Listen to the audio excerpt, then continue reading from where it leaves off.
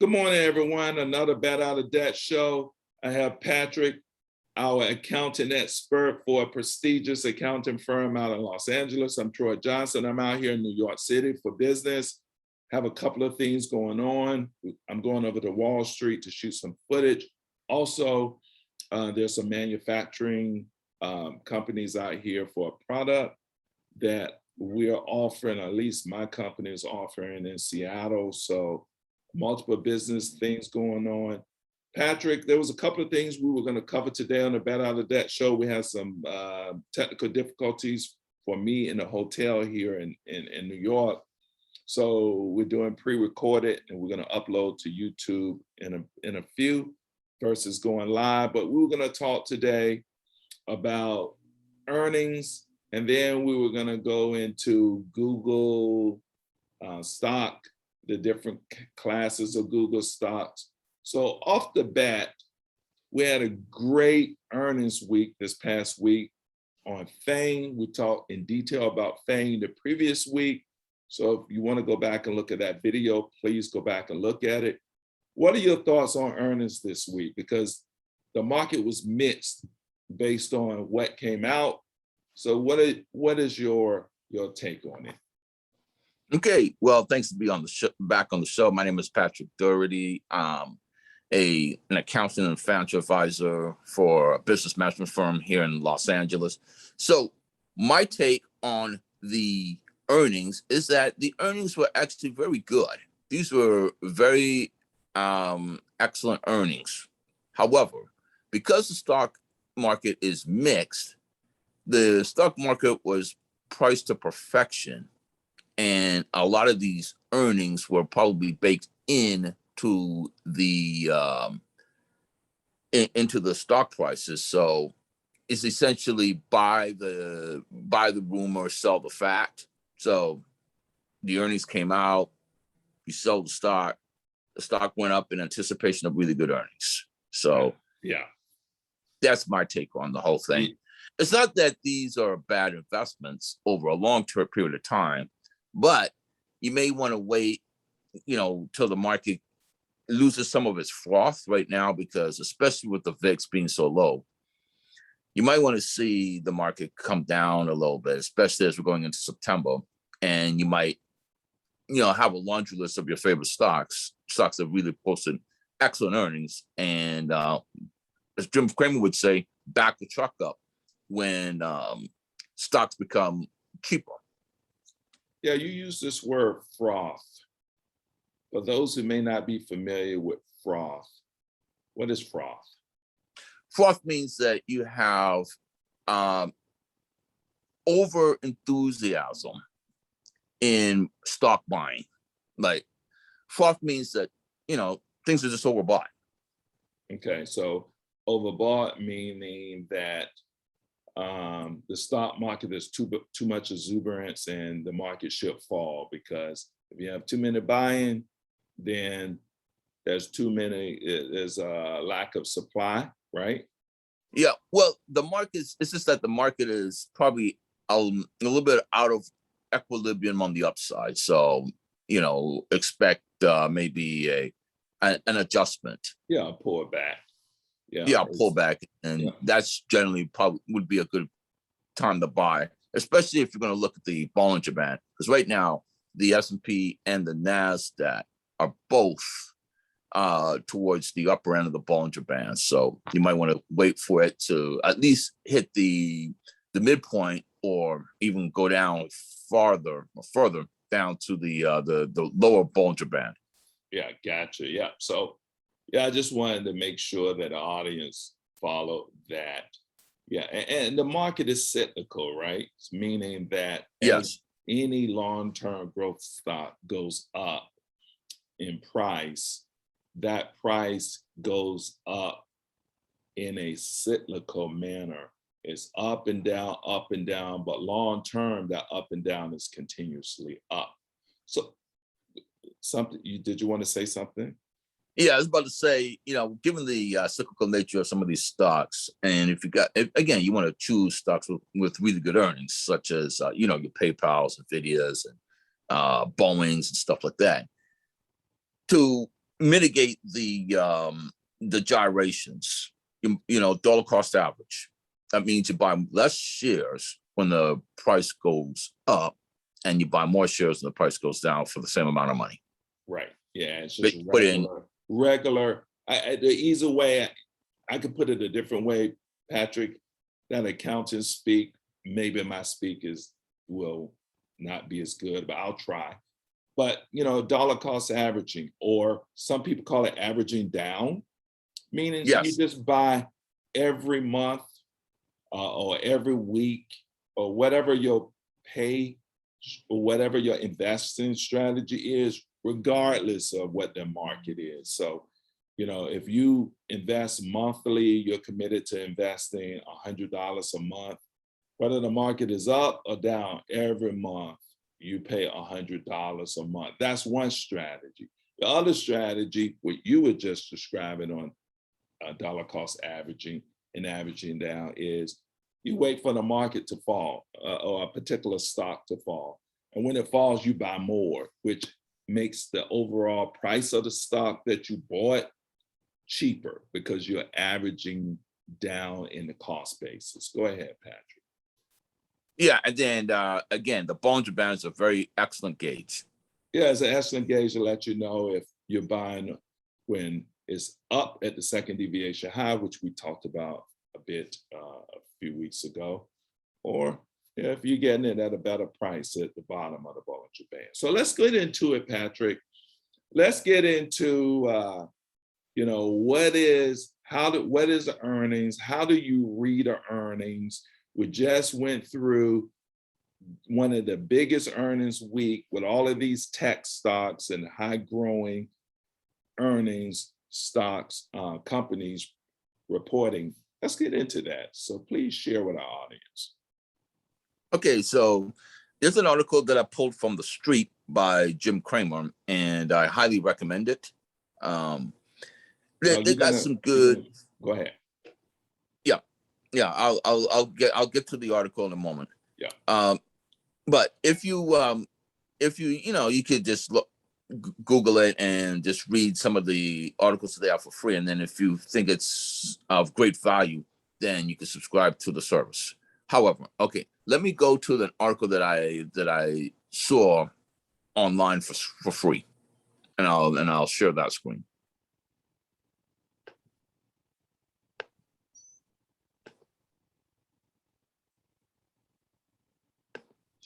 All right, so just showing it right now.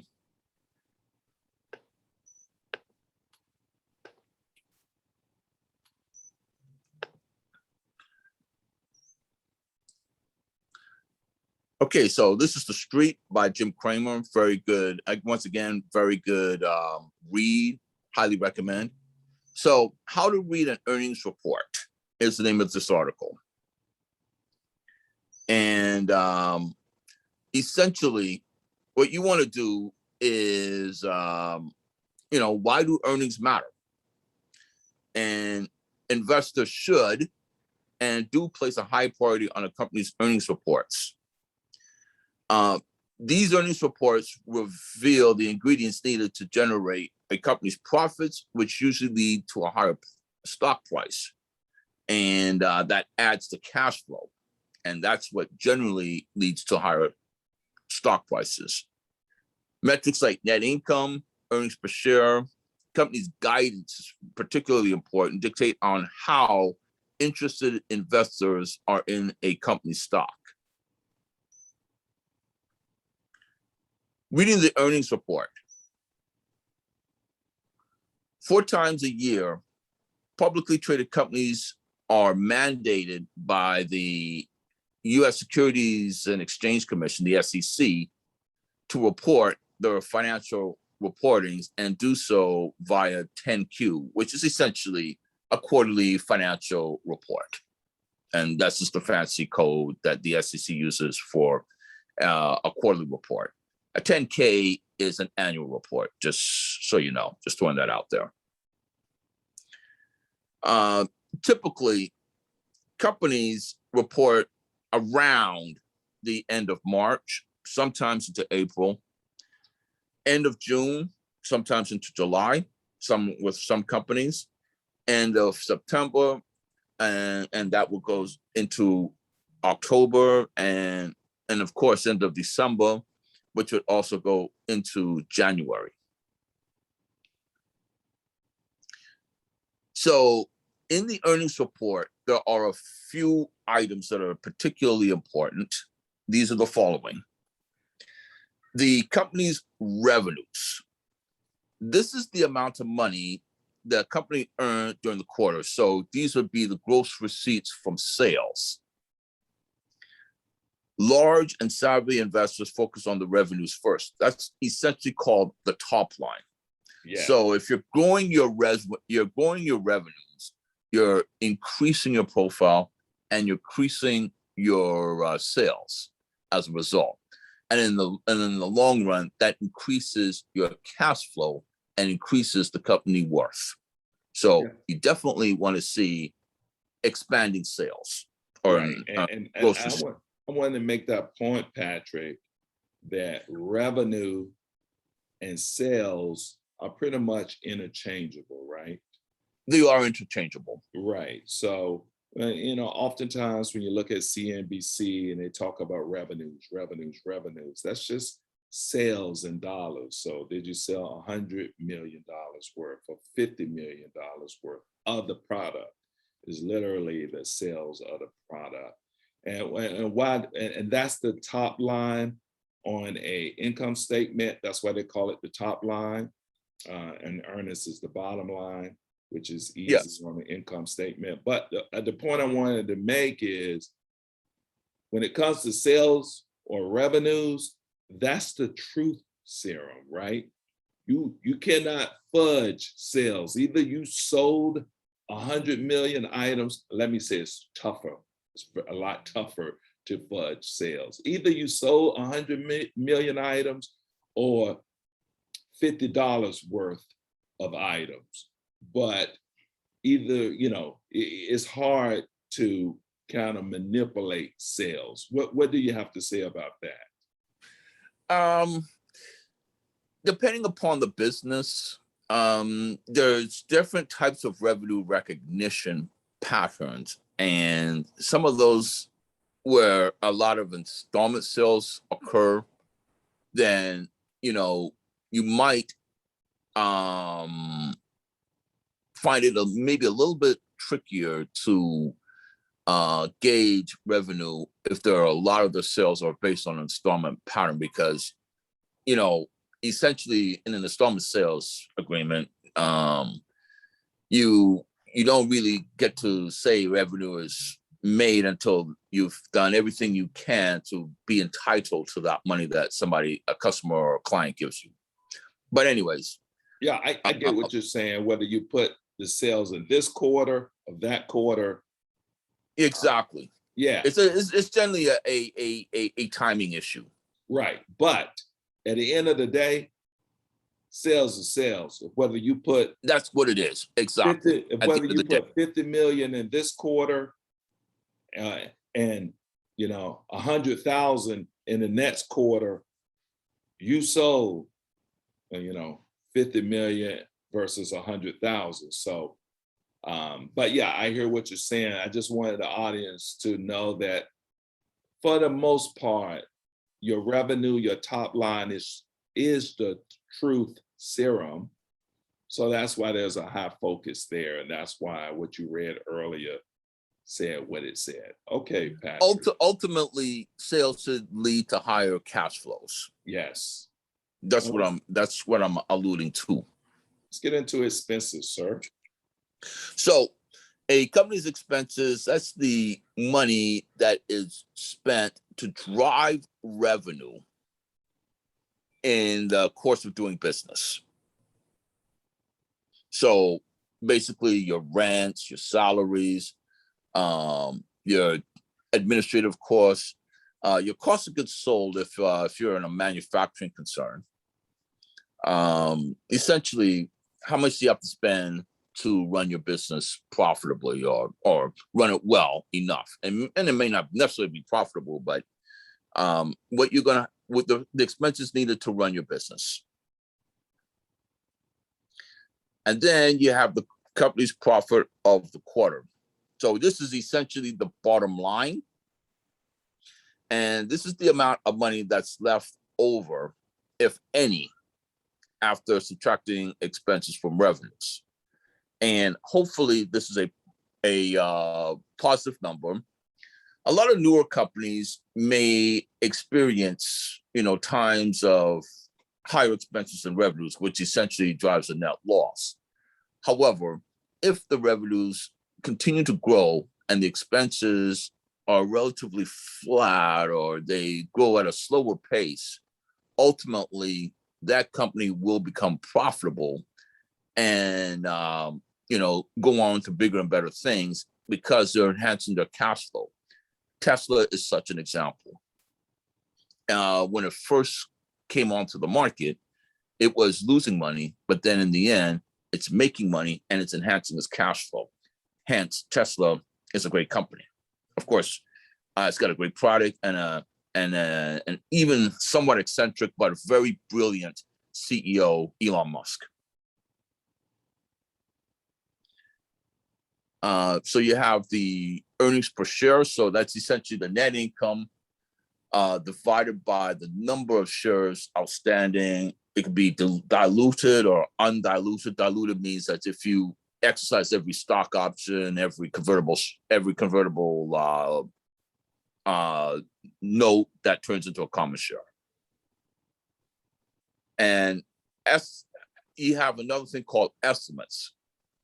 So an analyst may say, on the average, a company should report, for example, if company XYZ should have $16 a share for this quarter. And if XYZ beats those estimates, generally the company share should move higher. But it also, analysts in their estimations have projected top line growth and bottom line growth. So again, top line growth is your revenues, bottom line growth is your net income, and then EPS is your net income per share. So if the company beats on all three metrics, top line growth, bottom line growth, earnings per share, then generally the stock should move higher, depending on how much the stock prices factors in higher earnings or not. If it's a particularly blowout result, meaning that they beat their estimates by a huge margin, the stock should run. Otherwise, it may stay flat or actually decline, as in the case of PayPal, which had really good earnings, but they did not absolutely clobber the estimates, and hence PayPal went from around $300 a share to about $281 a share currently, but still a great company. Okay, Patrick, before you go, let's stay on earnings per share for a second here. I just want to add something here. Earnings per share, Patrick. So yes. Net income and earnings per share, I just want to make sure, is it safe to say that earnings per share is just another representation of the net income? That's exactly what I'm saying. Okay, I just wanted to make sure that's clear to the audience, because on the top line, when you look at the income statement on the top line, it shows, did you have revenue growth from quarter to quarter? Because that's what this whole earnings reporting is about, is reporting the income statement of a company, not the balance sheet, not the cash flow statement, but the income statement. And we have talked about those three statements in a previous show too. You can go look that up. But when we're talking about earnings reporting, we're only talking about, or at least the company is only reporting on the income statement. And the top portion of the income statement covers revenues. And literally what the analysts, what they're looking for and what the investment community is looking for is quarter over quarter over quarter and year over year over year growth of the sales of that company. So you want to see that sales just go from 1 million to 2 million to 10 million to, and so that's the top line. On the bottom line, the expense, in the middle, they have the expenses, right? So you have your sales on the top, your expenses in the middle, and that subtracted gives you your net income or earnings at the bottom. And that's why they call earnings the bottom line. And so that earnings is represented in just raw numbers, net income, 100 million, 2 million, 200 million, 500 millions in earnings. But then they convert those earnings into per share value. So, it may be 10 cents per share as you divide out the amount of earnings with the millions of shares out there or hundreds of millions of shares out there. So net income and earnings per share is the same. It's just they're represented in pure dollars versus per share value. That was a little long-winded, but I just want to make sure that makes sense to our audience so that they will understand that we're saying one and the same, net income and earnings per share. Yes. Okay. So this is where we did not talk about as much. And this is why we're having the topic today. Company guidance. That was a killer this past week. Let's get into that, please, Patrick. Okay, so what is the company's guidance? So this is what the management will think will happen in the future, be it the next quarter or the next year. This is critical in how a stock will perform in the short term. Do you mind kind of reading through that, Patrick, for our audience a little bit? Absolutely. This is so very, important. very important. Company guidance. Companies reporting their earnings numbers also engage in financial estimates, excuse me, just like analysts do. These companies do so in the form of guidance estimates. That is, the company's expectations of how it will perform financially going forward, usually over the next quarter or the next year. The more robust guidance calls will usually boost a company's stock price, as investors will follow the company's positive guidance and buy shares of the stock. And lower guidance would cause the stock price to decline, as weak guidance numbers cause investors to lose confidence in the stock. So again, these are forward-looking estimates. This is how confident management feels about their competitiveness and their financial performance going forward. You can have a really good earnings report and blow the street estimates, both top line, bottom line, or even third, earnings per share estimates and other financial metrics. Keep in mind, these are rare view performance numbers. This is stuff that's already happened. So, as to kind of quote Janet Jackson, what have you done for me lately? This is the company's guidance will tell you what the company is essentially done like immediately and will do further into the next quarter and into next year or two. So if the if the company guidance is weak in any key segment of the market, like maybe the revenues are going to be down in China, for example, if it's a global company, then the stock may suffer as a result. Will Suffer as a result. Look, and that's what happened this past week, right? There were Yes. some companies that reported really good top line sales revenue. Yes.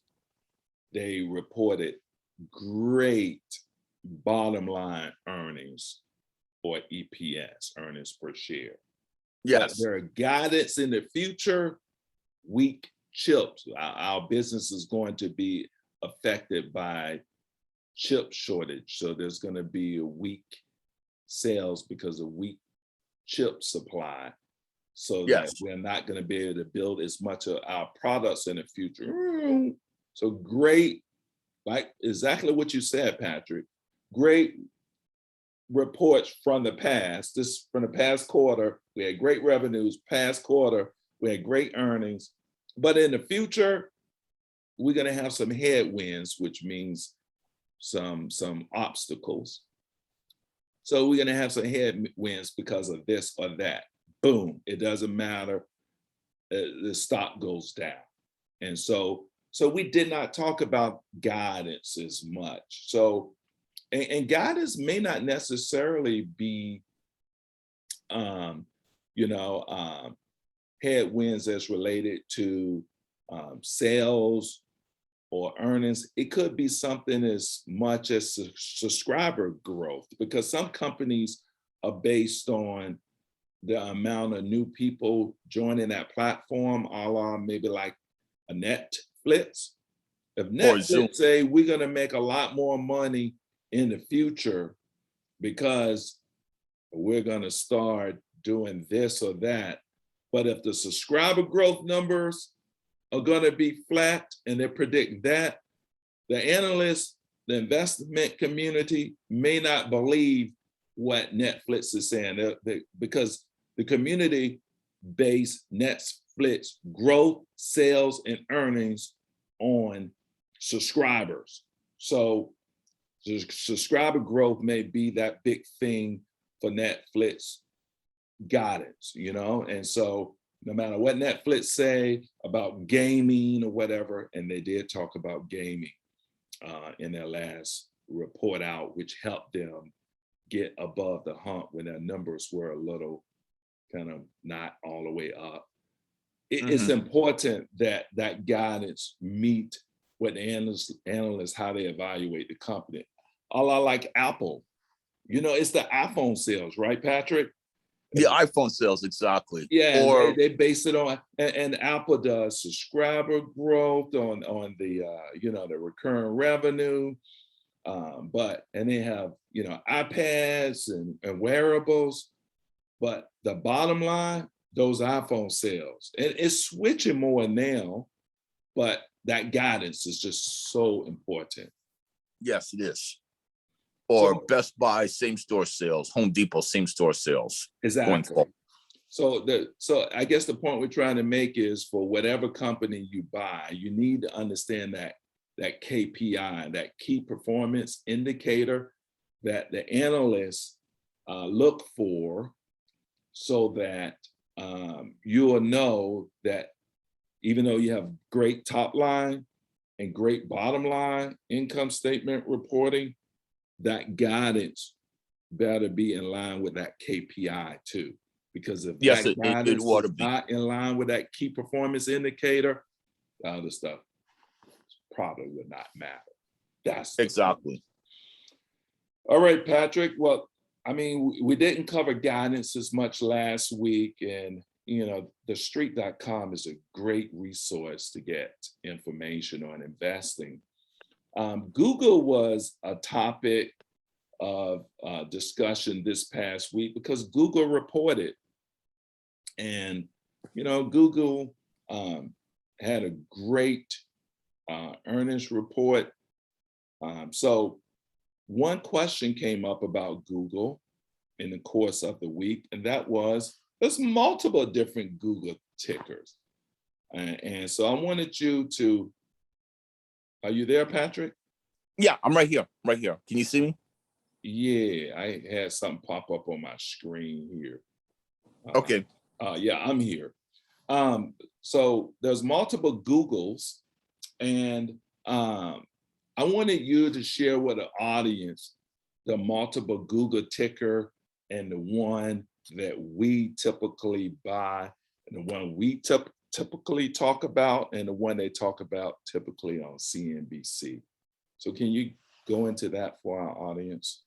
Yeah, absolutely. So essentially, Google has three classes of shares. You have your Class A, Class B, and Class C. So let me go to the screen right now and just differentiate between those three classes. So just with me 1 second. I'll go back to the Patrick, you screen. might need to plug in your battery. Your battery look like it's getting a little low there, my friend. Actually, I did plug it in. Okay, perfect.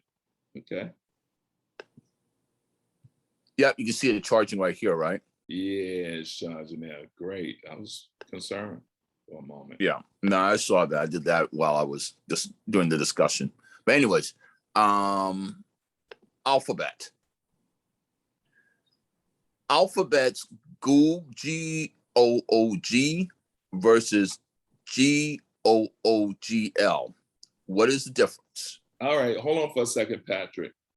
So some in YouTube land may not know that Alphabet is the parent company of Google. And Google used to be named Google, but Google is no longer named Google. Google changed its name to Alphabet, but maybe 5 years ago, Patrick? I should. Yes, yeah, some time ago. I think longer than that. But anyways, they changed the name. Yeah, they changed the name to Alphabet, and it's more of a parent company. And then they kind of broke things out. There's the Alphabet owns Google, and Alphabet owns YouTube. So they have this overarching company. Why they named it Alphabet, who knows?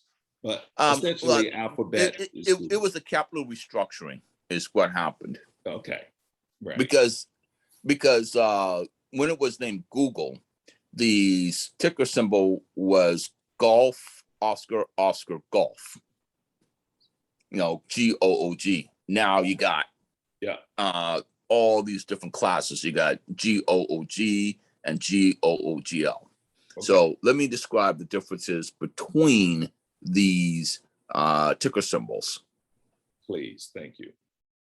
The main difference between GOOG and GOOGL is that GOOG shares have no voting rights. They're still common shares, but they don't have any voting rights, whereas Google shares do. The company created the two classes of shares in April 2014. And the reason for this capital restructuring was to preserve the control of the founders, Larry Page and Sergey Brin, if hopefully I'm pronouncing it properly. When companies go public, founders often lose control of their company when too many shares are issued. So again, the key takeaways are GOOGL shares are its Class A shares, and these are the voting ones. One share, one vote structure, and these are common shares. GOOGs are Class C shares, meaning that these shareholders have no voting rights.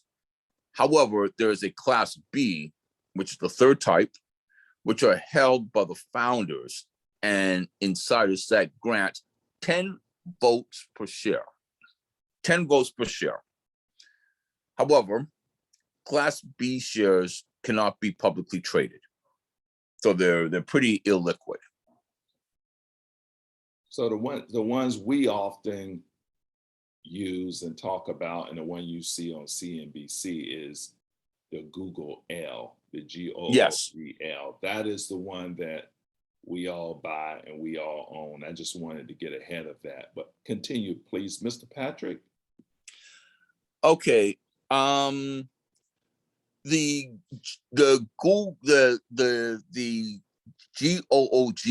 shares, those are the more popular ones. Those ones trade at a slight premium as compared to the GOOGL. Oh, sorry, GOOG, the Where are non-voting. you pointing to there, Patrick? I'm trying to follow where you are here. Well, what I'm about to do is I'll show the chart Oh, okay. performance. Sorry, sir. Go ahead. So I was just kind of summarizing. Okay. So what I'll do, I thought I had it up. Just bear with me It's one the one moment. beside it. Oh, no. Maybe you have the Bollinger Band. We were playing. Yeah. Give me let me go compare, apply, and somehow this. Let me get rid of this Bollinger Band here. And apologize to the audience for this. Give me one moment. Line chart. That's what we want. Yeah. Okay.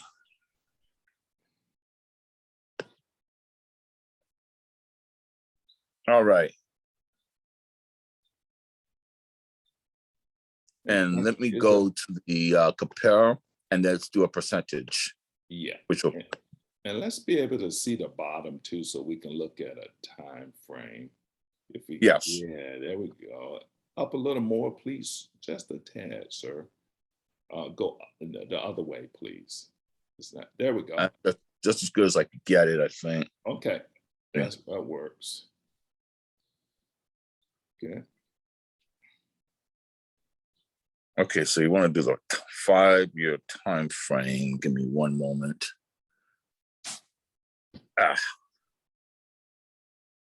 Okay.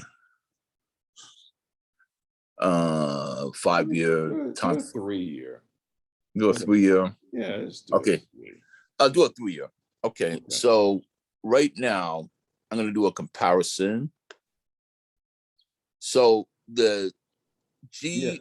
And Patrick, I cannot see the bottom. Is the bottom not fitting, or? Yeah, somehow the bottom's not fitting as well. Yeah. Okay. All right. I just wanted to see the time. There we go. Right there, I can see the time frame. Okay. Yes, sir. So sometimes, often, the shares obviously trade in tandem with each other, but sometimes, one class of share may slightly outperform the next.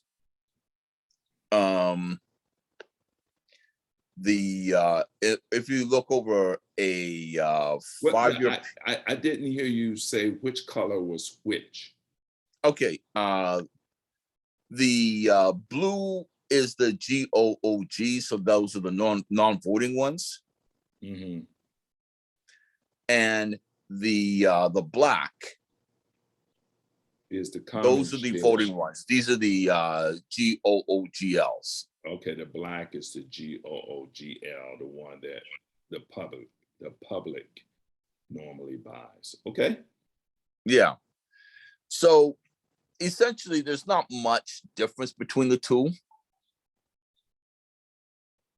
over this 5-year period, but sometimes the right like around between April 16th and April 17th, the GOOGL shares have outperformed, and then recently the GOOG shares outperform. But for the most part, they're in lockstep. Yeah, so you can see that they're just like in tandem, right together. Yes. So I would imagine that presents good arbitrage opportunities, generally speaking, because the stocks that have the voting rights should be trading at a premium. Here they're not, for whatever reason. But for the most part, these things do trade in tandem. Okay.